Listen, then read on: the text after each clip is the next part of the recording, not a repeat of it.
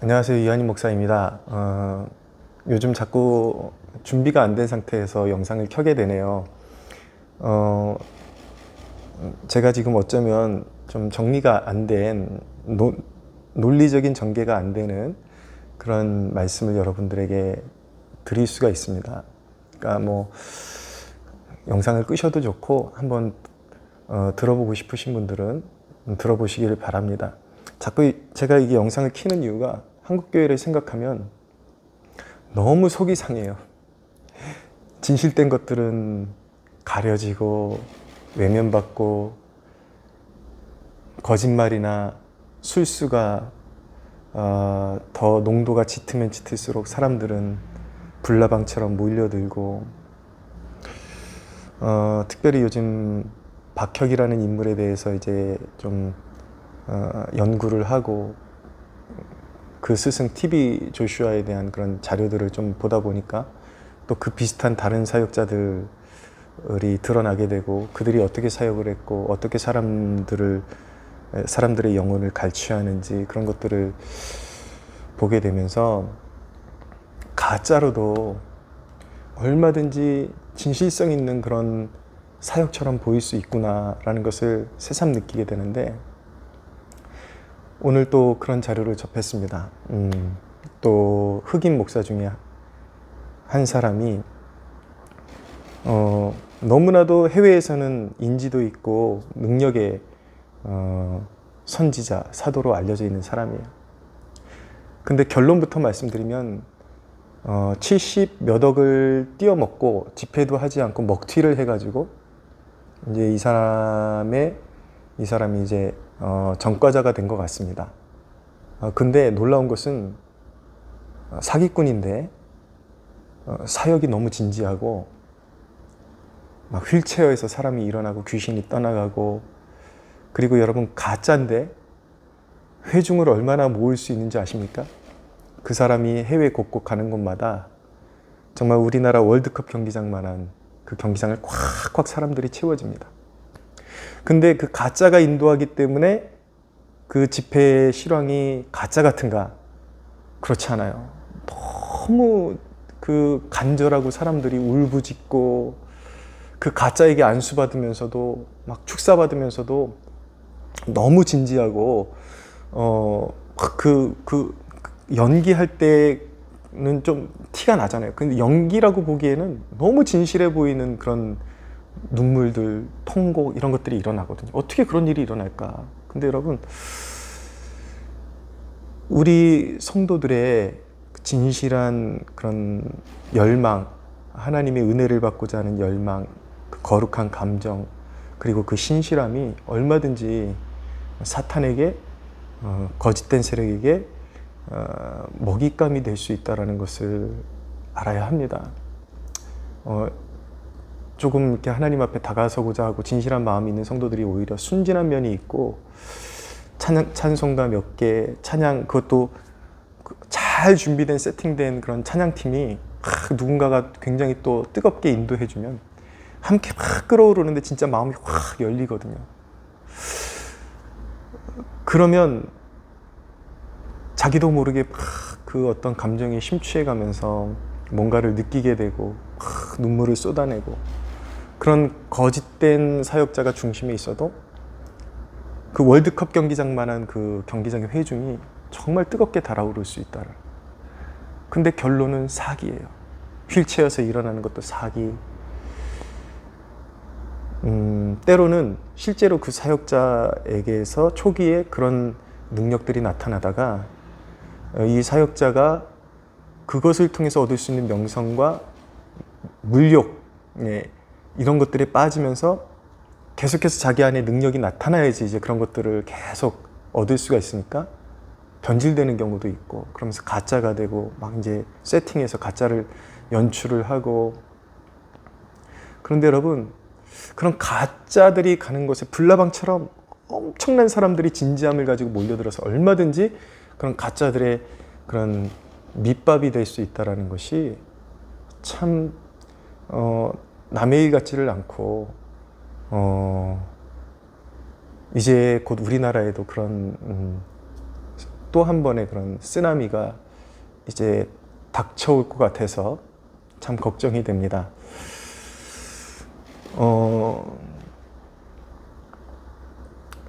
이단들이 제가 분명히 말씀드렸지만 두서없이 제 그 마음에 있는 것들을 좀 나누고 싶다고 말씀드렸어요. 왜 이단들이 자꾸 우리나라 교계에서 퇴출되지를 못하고 계속 그 세력을 넓혀갈 수밖에 없고 세력이 존속될 수밖에 없는가?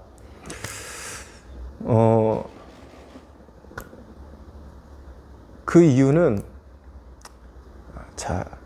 이전에 박성업이라는 존재가 이렇게 한국교회에 폐해를 끼치기 전에 이미 제가 그 사람의 가르치는 말씀 속에 위험 요소가 있고 이런 방향으로 가게 될 것이라는 것을 간파한 바가 있기 때문에 경고를 했지만 수많은 순진한 그런 목회자들 그리고 주변에 있는 형제 자매들이 우리 브라더 박성업, 우리 브라더 박성업, 우리 형제다 이거예요. 그가 조금 곁길로 가는 면이 있어도 우리 형제니까 품어야 된다. 그리고 정치적으로 우리랑 색깔이 같으니까 품어야 된다. 그래서 계속 감싸주고 그러다 보니까 한쪽에서 경고의 목소리를 아무리 내줘도 통하지를 않는 거예요. 오히려 경고의 목소리를 내주는 사람들이 편협한 것 같고 그리고 어떤 하나됨을 깨트리는 것 같고 그리고 지금 나라적으로 더 중요한 게 정치적인 연합인데 그걸 깨트리는 것 같고 그러니까 브라더 박성업 그래도 이 사람이 민족을 사랑하는 마음이 있잖아. 그래서 결국 어떻게 됐습니까? 그 잘못된 보듬어줌이 감싸줌이 박성업이라는 괴물을 끝까지 성장할 수 있도록 그렇게 만들어주었고 분위기를 만들어주었고 결국 제게 들려오는 수많은 소식들 엄청난 수많은 가정들이 깨어지고 해외로 도피하고 신앙에서 파선하고 이런 일들이 벌어지잖아요. 지금도 이제 그런 예비적인 그런 흐름들이 감지되고 있습니다. 하나님의 얼굴을 구하는 교회 김영현 저는 지금 저의 포커스가 다른 데 있기 때문에 그 디테일한 부분은 여만석 원장님의 그런 동영상을 좀 이렇게 참고하시면 좀 더 디테일하게 어느 방향으로 흘러가고 있는지 알 수 있을 것 같아요, 여러분이. 그리고 저 역시도 그렇고 어떻게 그 사람의 설교를 다 제가 디테일하게 탐독할 시간이 없잖아요.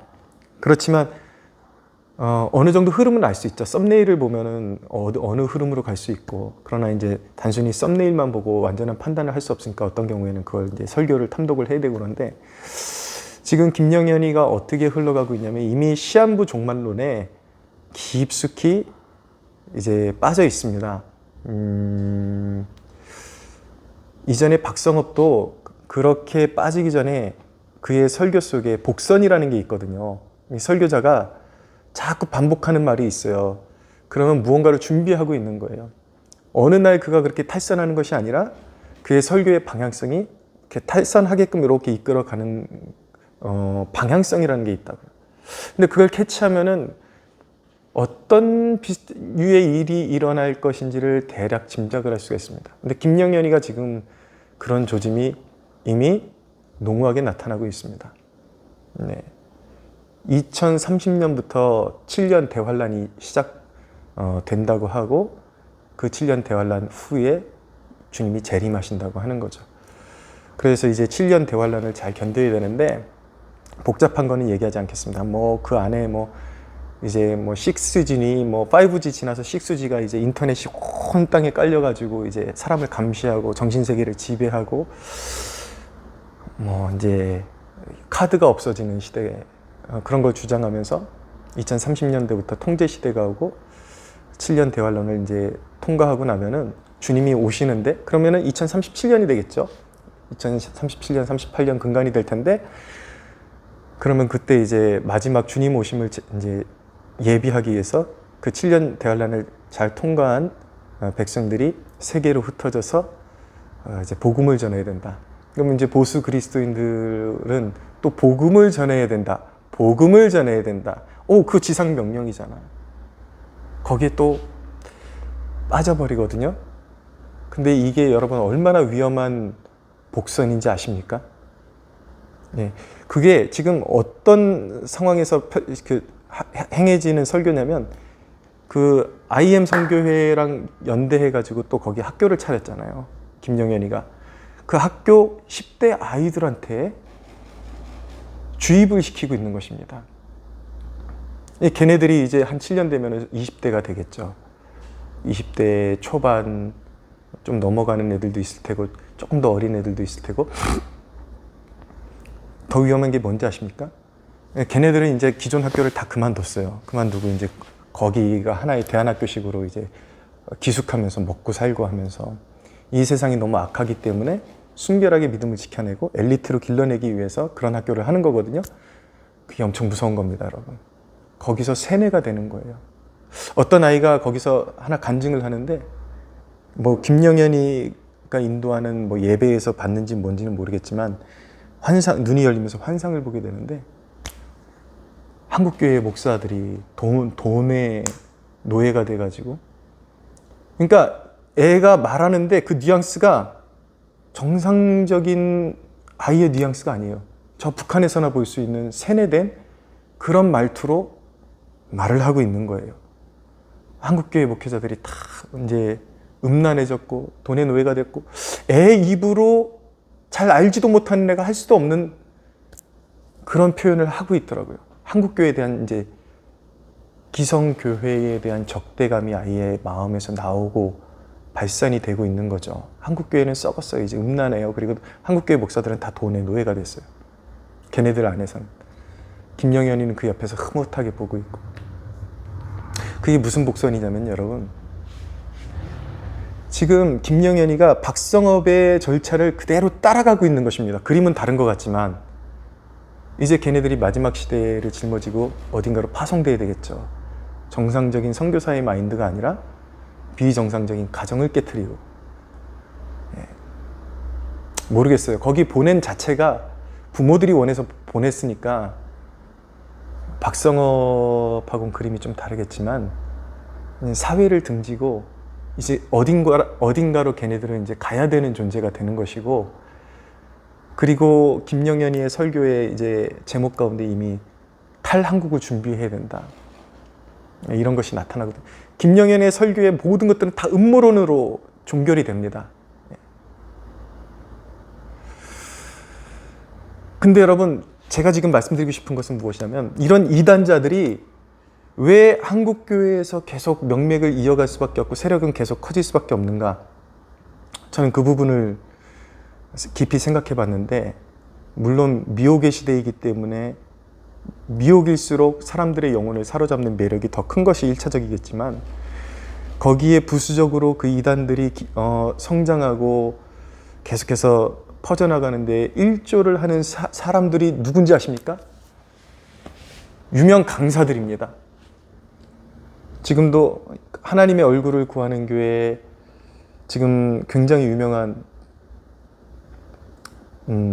박 장로님, 네, 유튜브에서 굉장히 유명한 박아무개 장로님, 또 김용 아무개 선교사님, 한국교회 교인들한테 그렇게 존경받는 그 선교사님,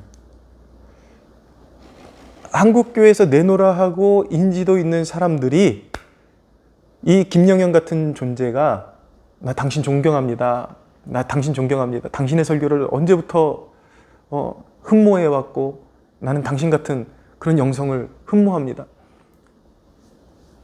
인정해주고 부추겨주면 그 초대하면 그런 교회로 가는 거예요. 무지해서일 수도 있고 알아보지 않아서일 수도 있고 순수한 열정일 수도 있겠지만 그들의 부주의함이 그렇게 되면 어떻게 됩니까? 네. 박성업이건 김영현이건 누군가의 그런 이단적인 사상에 취해 있는 교회와 단체나 그 개인이 수많은 성도들이 보기에는, 교인들이 보기엔 건강한 단체로 보일 수밖에 없는 거예요. 답답하죠? 저는 그것이 영적인 창녀짓이라고 생각합니다. 한국 교회를 생각하지 않는, 본인들은 교회를 위해서 간다고 생각하겠죠? 교회의 하나됨을 위해서. 그런데 그것 때문에 이단들이 걸러지지를 않고, 그것 때문에 자기를 인정해주면 어디든지 갈 수 있다라는 그런 마인드 때문에 이단들이, 이단에 함몰된 자들이 계속해서 세력을 넓혀갈 수 있는 자양분이 되는 것이죠. 저에게 좀 교제하고 싶다고 전화했던 어떤 선교사가, 저는 이렇게 좀 별로 마음에 모르겠어요. 저는 왠지 모르겠는데 마음이 열리지를 않았어요. 교제를 거절했는데 조금 있다 보니까 김영현하고 같이 사진을 찍어가지고, 주위 사람들이 김영현 전도사 이렇게 막 뭐라고 하는데 내가 만나보니까 너무 신실하더라. 자기를 알아주니까.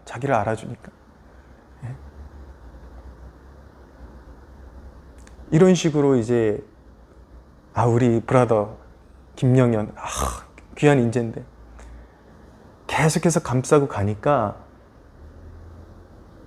이게 분별이 되지를 않는 거예요. 구분이 되지를 않는 거예요. 저는 이 땅에 있는 유명, 좀 자신이 영향력 있다고 생각하는 설교자나 어떤 강사가 있다면 영적인 순결함을 지켜주셨으면 좋겠습니다. 자기 이름 알아주면 나 당신 너무 존경합니다 그러면 쫓아가고,